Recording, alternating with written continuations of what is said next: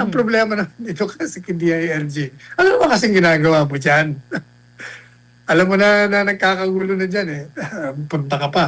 Wala na, hindi ka naman miyembro ng Senado. Wala namang reklamo na may away o what, di ba? O yun naman ang problema kung ba't ka nandun. Inabutan ka tuloy ng nagdadagundong na mga tao na pinigilan ng usaa na pumasok. Si Pangulong Ferdinand Marcos Jr. na magpatawag ng special session ng Kongreso kung hihilingin ito ng bagong liderato ng Senado upang maipasa ang mga mahalagang panukalang batas na naantala dahil sa sigalot sa pamunuan ng Senado. Ayon kay Palace Press Officer Claire Castro, nais ng Pangulo na magpatuloy ang trabaho ng Senado at hindi maapektuhan ang pagpasa ng prioridad na hakbang tulad ng Anti-Political Dynasty Bill at Supplemental Budget para sa mga programang tutulong sa mga sektor na apektado ng tensyon sa gitnang silangan. Sinabi rin ni Acting Senate President Sherwin Gatchalian na pinag-aaralan ng Senado ang posibilidad ng special session dahil 3 session days na ang nasayang bunsod ng alitan sa liderato. Kinikilala ng Malacanang si Gatchalian bilang acting Senate President handang tugunan ang anumang opisyal na kahilingan mula sa kanya. Samantala nawagan si Marcos sa mga senador na isantabi ang kanilang alitan at ipagpatuloy ang kanilang trabaho sa pagpasa ng mahalagang batas. And Attorney Sal, just for the information of the public, why is it the senators or the Senate need to ask permission from the Office of the President to have a special session? Kasi nga tapos na yung session days nila. Yan nakalagay sa ligang batas yan. Yung special session, pwede tumawag ng presidente kung humingi mag-request itong mga nasa kongreso. Pero alam mo, Hana, yung sinasabi, tatawa nga ako rito ng presidente Marcos Jr. Ikaw ang punot dulo ng lahat na yan, kaya nagkakagulo. Kung hindi mo ginawa yung ginawa mo from the very start, pinatupad mo yung warrant of arrest, hindi mangyayari, hindi makakarating dyan si Bato. Hindi ba? Yun naman talaga the long and short of it. Nakialam ang palasyo at palagi naman nakikialam talaga ang palasyo sa lahat ng administrasyon maliban kay Duterte. Kasi si Duterte talagang never nakialam. Kita mo, nagpalit ng liderato sa House of Representatives. Hindi niya alam. Pag-landing niya, sa kanya nalaman, iba na pala speaker. Yan din sa Senado, hindi nakikialam eh. Ang problema, nakikialam. Bakit nakikialam? Kasi nga gusto nilang manatili sa kapangyarihan ng lampas sa itinakda ng saligang batas. Samantala, itinanggi ni DILG Secretary John Vic Remulla na hinarangan niya ang 18 ex-Marines na dadalo sa pagdinig ng Senate Blue Ribbon Committee kaugnay ng flood control scandal. Pero hindi kumbinsido si Senator Pia Cayetano sa paliwanag ng kalihim. Si Jason Lubrico para sa balita. Sino ba siya dito sa Senate? Yes, you are Secretary of the Republic of the Philippines, but this is the Senate of the Philippines. Senator ako. So bakit mo ko hinaharang? Di ko yung maintindihan kung ba't mo ginawa yun. Ito ang reaksyon ni Senator Pia Cayetano matapos umanong pigilan ni Interior Secretary John Vic Remulla ang pagpasok ng 18 ex-Marines sa session hall ng Senado. Ang mga dating sundalo ay inimbitahang maging resource persons sa investigasyon ng Blue Ribbon Committee kaugnay ng mga kontrobersyal na flood control projects at umano'y pamamahagi ng mali-malitang pera. Makikita sa video na inakbayan ni Cayetano ang mga dating Marines habang nagkaroon ng komusyon sa entrada ng plenaryo. Nagkaroon din ng tulakan sa pagitan ni Senator Robin Hood Padilla at Secretary Remulla. Ngunit mariing itinanggi ni Remulla na hinarangan niya ang mga resource person pati na sina Cayetano at Padilla. Nakalaka ako, di ba? Opo. Palabas na ako eh. Just checked up. Tapos bigla na lang a whole gang went up on me. I didn't have any security with me, nothing. So it was trying to block. I could not have blocked them alone. Ayon kay Remulla, palabas na siya ng gusali nang mangyari ang insidente at wala siyang kasama o security personnel na maaaring tumulong sa pagharang sa sinuman. Iginit niyang wala siyang intensyong hadlangan ang grupo. Pero hindi ito pinaniwalaan ni Cayetano. Hindi yata. Kasi nakita ng staff ko na may iba siyang kasama. Tsaka may video nandun. Naglalakad ako dito. Pag hindi ka umalis, hinarang mo ako, di ba, kuya? Di ba? Tsaka tatayo ka din sa harap ko, di ba? Kung nakita mo ako, tapos gusto mo lang kawayan, di sabi mo, hi, Sin! Oh, hi! Pero kung tatayo ko, nakaganon ka, ano tawag mo doon? Ano tawag mo doon? Ano po masasabi Sorry niyo if sa kanya? I cannot appreciate somebody standing in front of me and I'm trying to move forward. Di naman ako nagmamalaki, pero I would think naman na, excuse me, pwede bang makidaan?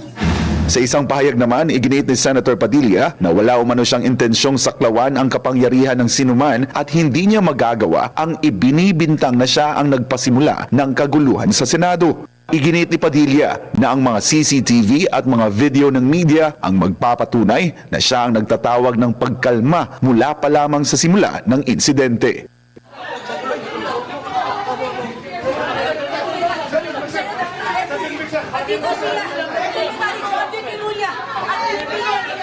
Attorney Sal? Secretary John Vic Remulla was not blocking. But if you're watching the video, Attorney Sal, may nag-block na. Hindi nag-block yung Are you convinced, Attorney Sal? Nabla kasi palabas siya. Nasalubong niya yung ubod ng dami. Nagsimula yan kasi kaya, di ba, magulo yung entrada nila kasi pinigilan sila ng bagong usaa. Di ba? Ayaw silang papasukin Kaya siyempre, nung nagkaroon na ng kumusyon, siyempre, sabay-sabay na. Nagkataon naman. Siya naman palabas.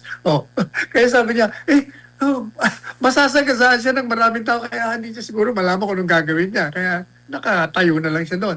Kaya tama rin yung sinasabi ni Robin Padilla. Wala naman nagbuhat ng kamay sa isa't isa. Kumbaga, yung grupo papasok doon sa session hall. Ito namang isa, palabas. Okay, nagkasalubong. Wala, misunderstanding lang yan. Ito naman kasi, ang problema naman dito kasi kay DILG. Ano naman kasing ginagawa mo dyan? Alam mo na nagkakagulo na dyan punta ka pa. Wala na, hindi ka naman miyembro ng Senado.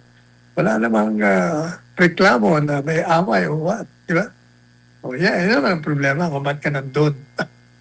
Inabutan ka tuloy ng nagdadagundong ng mga tao na pinigilan ng usaa na pumasok. Attorney Sal, kasi kung titingnan mo, Attorney Sal, pinahirapan si Attorney Levy Baligo, the 18 Marines, para makapasok sa loob ng Senate. And then, kailangan pa bumaba ng mga senador and to personally guide them inside the premises of the Senate hanggang makarating sila ng plenary o ng session hall. Bakit kailangan very, very hindi ko makuha yung tamang word, Attorney Sal Parang dead set sila, determined. Yung mga senators kaya nag-change ng leadership ng committee, binago nila agad the day before yung committee head ng Blue Ribbon Committee, which is Senator Erwin Tulfo, and agad niya in-announce na hindi na matutuloy ang hearing. And then, itutuloy pa rin naman ni Senate President Alan Peter Cayetano. And then, nung nagkaroon na ng hearing, naglabas na itong listahan, ng napakahabang listahan, Attorney Sal, that these people, congressmen, makabayan people, na they're calling themselves Makabayan Black, pero tumatanggap doon ng maleta, and then, even Father Flavi, sino pa yung mga and members of the media are also being accused, Attorney Sal, na tumatanggap ng maleta or paper bags or basta pera, Attorney Sal, mula sa kaban ng bayan. Pati yung mga senators na nanghaharang dun sa hearing na yon, kabilang din pala sa tumatanggap ng pera. What's your take on this, Attorney Sal? Yun nga, tinayang, alam mo, ang taong bayan, sinasabi nila, kung totoo yan sinasabi nitong 18. Ngayon, alam na namin kung bakit itong mga dating nasa may hawak ng Senado, pinipigilan ng investigasyon. Kasi yung pala, maraming involved, pati sila involved. O kaya nga, yun ang problema Pumasok na nga yung politika, plus yung tinatawag na instinct of self-preservation. Maapektuhan sila Kaya nakita mo yung unang Blue Ribbon, ang daming inaabswelto. Ang daming inaabswelto. Si Marcos Jr. inaabswelto. Tinuturo ni Saldi.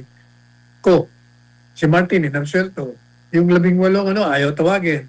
Yung pala, kung totoo ang sinasabi nila, kaya pala, ang dami palang involved, kayo pala lahat involved. Ayan ang problema ngayon. Kaya talagang dapat makialam sa mag-file na yung isa sa kanila o dalawa sila mag-file para yung Korte Suprema sabihin na, para tuloy-tuloy na yung investigasyon.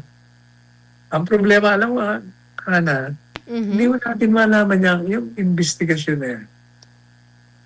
Kung lalabas talaga yung katotohanan. Kasi eto na, naglamasa na yung 18. Sinasabi na. Tapos kanina may nag-interview sa akin eh. Ano raw bang ebidensya na wala naman daw papel, wala naman daw dokumento to support yung claim ng 18. Ano pang papel ang kailangan mo? 18 na nga sila nagsasabi. Lahat ng mga pahayag nila nagtatama-tama. Pangalawa, binabalidate lang nila yung sinabi ni Saldico siya. Si Saldico nag-umpisa niya ng mali-maleta, di ba? Siya nagsabi na nagdi-deliver siya ng mga pera. O, binalidate ng mga tao niya rin. Mga tao niya rin. Binabalidate lang eh. So, dun lang, may ebidensya ka. Ano pang ebidensya ang kailangan mo? Sabi ni, Yusek Caso, ebidensya? Siya ang ebidensya, yung kasinungalingan niya.